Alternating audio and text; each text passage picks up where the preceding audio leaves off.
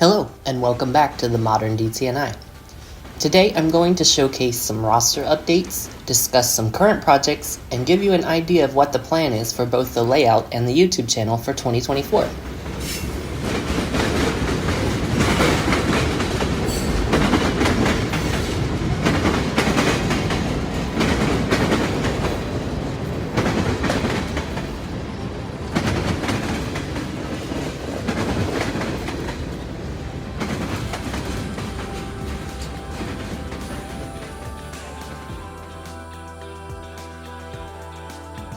We'll start with roster updates.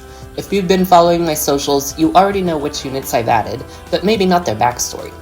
We'll start with SD60 number 605.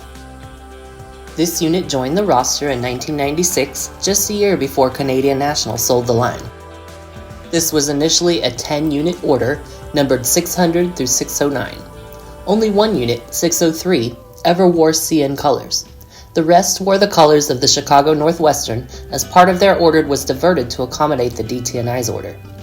Later in 2014, the DT&I would acquire 5 more wide cab SD60Ms from Union Pacific.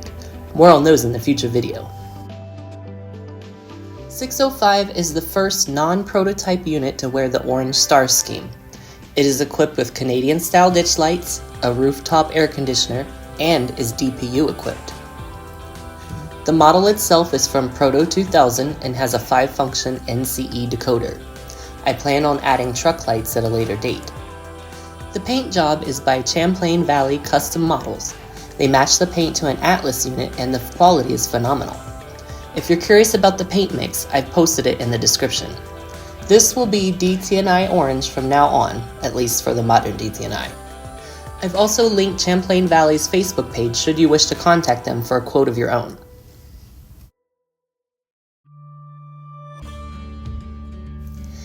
Next up is GP15 number 321. There are 10 such examples on the DT&I, numbers 320 through 329. These were purchased new in 1981 to replace aging GP7s and GP9s that weren't already on the rebuild list. The units were upgraded to Dash 3 electronics in 2014. The model is from Athearn Genesis and is equipped with an NCE 5-function decoder. Ditch lights were added, as well as a walkway-mounted air conditioner. It retains its double strobe beacon. I was originally going to add rear ditch lights to the unit, but opted to keep it semi-permanently paired to the 204 instead. They run very well together, although I plan on adding a current keeper to the GP15 just due to its size. This model was also custom painted by Champlain Valley Custom Models.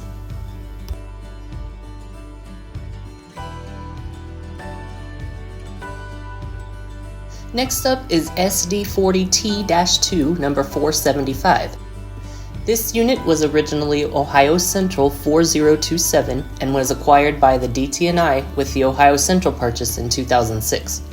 It still retains its Ohio Central colors, but has been renumbered and stenciled with DT&I sublettering. Other than the number, the unit itself has remained unmodified by the DT&I. The model is one of Athearn's newest releases from their old ready-to-run line. I've had models of this in prior releases and ended up selling them off for various issues from binding motors to warp trucks. This release is far better. It negotiated the yard at high speeds with no issues at all and is super quiet. It is presently equipped with a Soundtrax decoder with no sound, but I'll be swapping this out for an NCE decoder once their 21-pin decoders are back in stock. Besides adding units, I've also been upgrading and/or reworking the current roster. I'm roughly 90% complete. Units are all getting LED lights, ditch lights, and NCE decoders if they don't already have them. Shown here are 225, 223, and 406, all with recent upgrades. 406 is presently the only unit with rear ditch lights. You may be wondering by now why I'm using NCE decoders and everything. For me, it's just about simplicity. Visitors to the physical layout are rare, and personally I don't use sound. I generally keep the units muted. I find it a bit annoying, to be honest. Thus, I've been reworking sound-equipped models to NCE decoders. They are my brand of choice for 2 reasons. 1, I use their DCC system, and 2, they have a memory feature built in. Basically, if the decoder loses power, it will reactivate in the same state it was once power is restored. Many others such as soundtracks have to have the functions reactivated if the locomotive loses power. That can be severely annoying when you run trains nearly every day like I do and you don't currently have current keepers installed. I have a few other small projects I'm wrapping up on the layout at present. Ironton's home signal is ready to be replaced, but I want to go ahead and get it wired for detection rather than just for show, so that's in process. I have yard lights on the way for Newark Yard, and several smaller detail and street lights on the way for the rest of the layout. Those will be installed upon arrival. Crossing lights, signals, and detection installation has also begun. This is by far my least favorite part of the hobby, but it is the most rewarding, so that's started. So what's in store for 2024? Well, a lot, all things willing. Just take a look at this updated track plan. I will start with a section on the bottom left, which I am planning a video series around to show you how I personally get from bench work to scenery. The main line portion will follow, and I will finish with the yard and shops area since it will be the most complex. Construction of this is fairly straightforward, so I expect to have it built and track laid in a couple of weekends once it's started. 2024 will bring several new roster updates.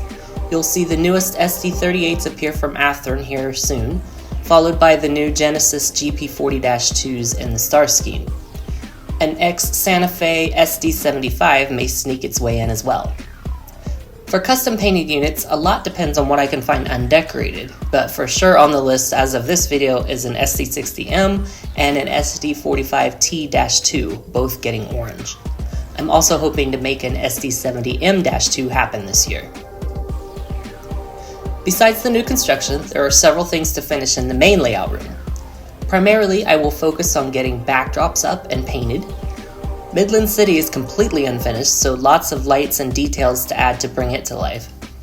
If you don't know already, the prototype Midland City depot burnt down over New Year's, so getting a model of that has taken a higher priority. I'm also planning to finish the fascia, add location signs, and get everything painted and presentable. There are 3 major rebuild and repair projects on tap this year. 2 out of 3 of them will focus on Thackeray.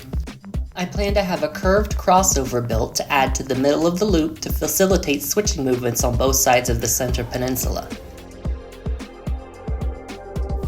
I also plan to remove and relocate the road crossing in Thackeray to allow longer train into the siding.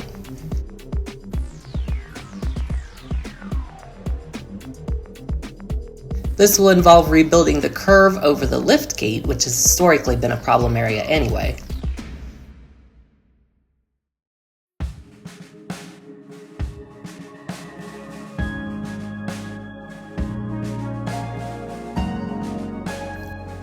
The third project will be temporarily daylighting the tunnel to relay that curve to permanently resolve the buckle that happened earlier this year.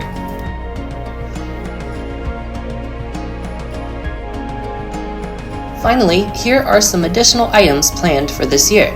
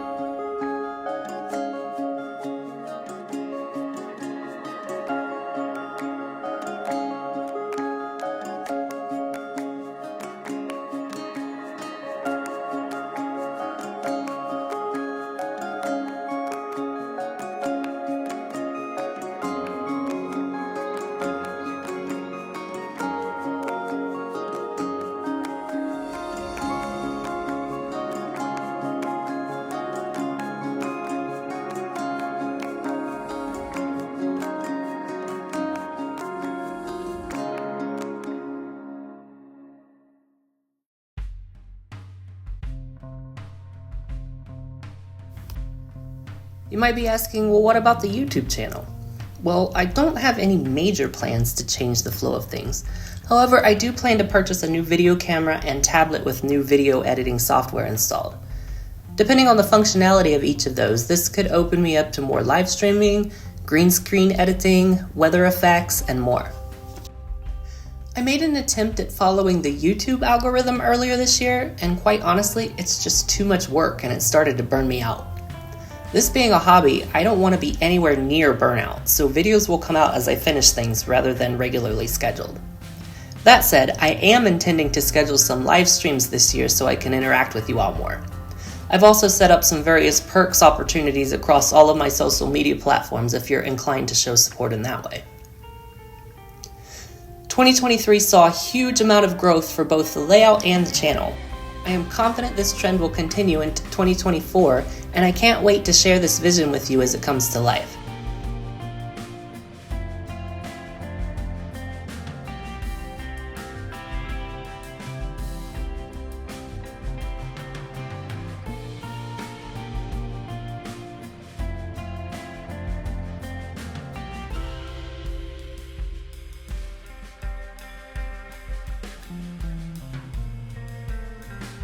There may be some seemingly repeated content over this year, as there are a few videos I want to re-record after some additional projects are completed.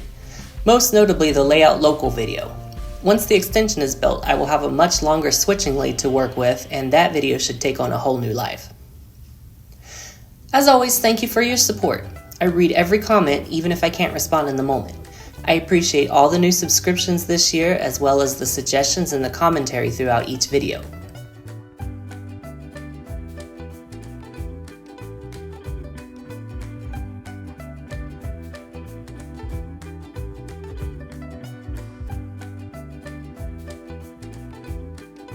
Remember, if you have a freelance or proto-freelance railroad and it crosses the Modern DT&I, reach out if you want to form a partnership. We currently work with over 10 other model railroaders, many of which are represented on the layout in some fashion, be it freight cars or references in buildings or others. This is especially true if your railroad has anything to do with the automotive industry. The DT&I slogan has and will always be, "We have the connections."